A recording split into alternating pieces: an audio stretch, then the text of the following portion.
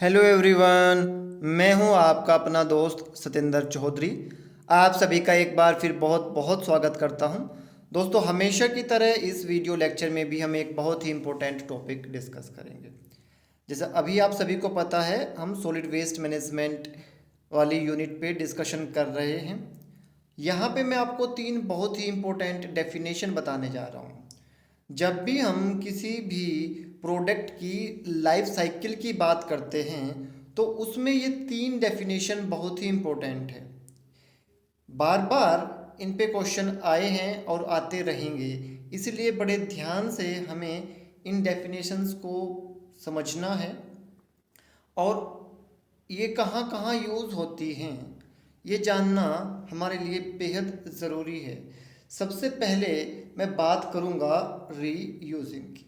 Reuse करना, अगर आप बिल्कुल सिंपल से शब्दों में से याद करो तो हम याद कर सकते हैं कि जो प्रोडक्ट जिस चीज़ के लिए बना है, जिस यूज़ के लिए बना है, उसको बार बार उसी यूज़ में लेके आना।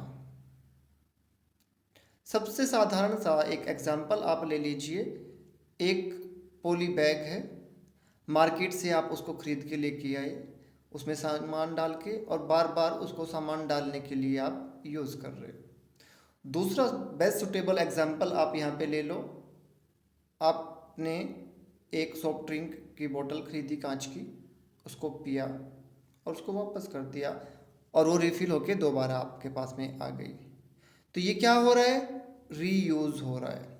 इसमें एक तो आपका जो रिसोर्स है, जो मटेरियल है, रॉ मटेरियल है, उसको बनाने में उसकी ज़रूरत नहीं पड़ रही, और दूसरा एनर्जी भी बच रही है, क्योंकि कुछ भी चीज़ जब हम प्रोड्यूस करते हैं तो डेफिनेटली एनर्जी लगती है।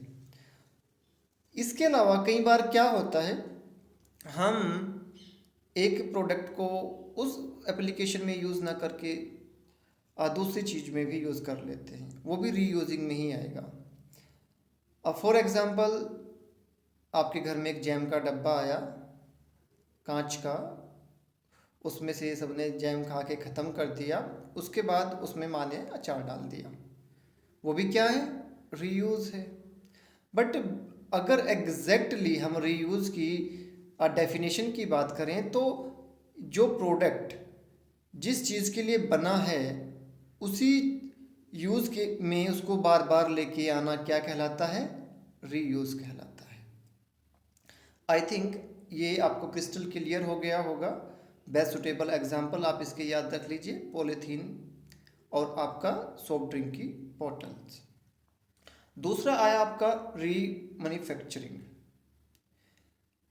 इसमें क्या होता है, एक प्रोडक्ट को हम रीस्टोर करते हैं और जैसा बिल्कुल नया हो उसी फेज़ में उसे यूज़ करते हैं।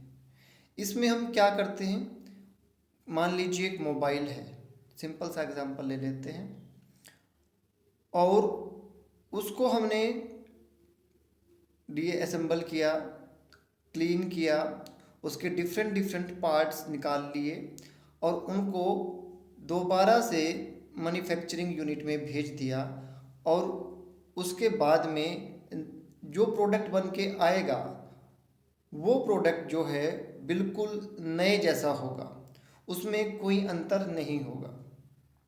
ठीक है, दोबारा से फिर एक बार बता देता हूँ। रीमैन्युफैक्चरिंग में क्या होता है, हम इसमें किसी भी मटेरियल को इस तरीके से रीस्टोर करते हैं कि उसके रीस्टोर करने के बाद में उससे जो प्रोडक्ट बनेगा वो बिल्कुल नए जैसा होगा। जैसा एग्जांपल दिया मैंने मोबाइल का, मान लीजिए मोबाइल है, मोबाइल के हमारे पास में 10,000 पीस हैं, उनमें किसी पार्ट में कोई ख़राबी है मान लेते हैं। अब हम क्या करते हैं, उनको डीअसेंबल करते हैं, सारे पार्ट्स निकालते हैं, और जो सही पार्ट्स हैं उनको दोबारा से हम मैन्युफैक्चरिंग यूनिट में भेज देते हैं, और वो अलग अलग जो मोबाइल हैं उनमें फिट हो जाते हैं और नए मोबाइल बन के आ जाते हैं। दैट इज़ द री मैन्युफैक्चरिंग। लास्ट है रिसाइकलिंग। रिसाइकलिंग पे पहले भी हम बात कर चुके हैं। इसमें हम वेस्ट स्ट्रीम से मटेरियल को रिकवर करते हैं, उसको रीप्रोसेस करते हैं और उसके बाद में एज ए रॉ मटेरियल उसे यूज़ करते हैं और नई चीज़ें बनाते हैं। तो रिसाइकलिंग में जो रॉ मटेरियल आएगा या जो जो हम चीज़ें हमने ली हैं वो कहाँ से आ रही हैं, वो आ रही हैं वेस्ट स्ट्रीम से। और री मैन्युफैक्चरिंग में क्या हो रहा है, आपका कुछ चीज़ें हैं आपकी, उनको आप डीअसेंबल करके क्लीन करके दोबारा से अपना प्रोसेस में लेके आ रहे हो और बिल्कुल नए प्रोडक्ट बना रहे हो। रिपेयर और रीमैन्युफैक्चरिंग में बहुत अंतर है। रिपेयर का मतलब है, मान लीजिए फिर से फ़ोन का ही एग्जांपल ले लीजिए, आपका फ़ोन है उसका कोई पार्ट ख़राब हो गया तो हमने उसमें उन पार्ट डाल के उसको चला दिया, दैट इज़ द रिपेयर। और रीमैन्युफैक्चरिंग में मोबाइल का कोई पार्ट ख़राब हो गया, ठीक है, हमने उसको डीअसेंबल किया, उसके पार्ट्स को निकाल के दूसरे मोबाइल में फिट करके नए मोबाइल जो बन रहे थे उनमें फिट किया और हमारी नई यूनिट बन के आ गई। तो ये 3 डेफिनेशन हैं, इनको आप क्रिस्टल क्लियर याद कर लें। और इसके बाद में जो नेक्स्ट लेक्चर होगा वो मैं बनाऊंगा आपका life cycle of A product, तो वहाँ पे इनका आप क्रिस्टल क्लियर यूज़ देख पाएंगे। तो दोस्तों मैं उम्मीद करता हूँ कि ये लेक्चर आपको समझ में आया होगा। फिर भी अगर कोई प्रॉब्लम है आपको मेरे किसी भी लेक्चर पे तो आप मुझसे पूछ सकते हैं, डेफिनेटली मैं कोशिश करूँगा कि जल्दी से जल्दी आपको सही सॉल्यूशन दूँ। दोस्तों सीखते रहिए, मुस्कुराते रहिए, मेरी बेस्ट विशेज़ आपके साथ में है। God bless you, thank you.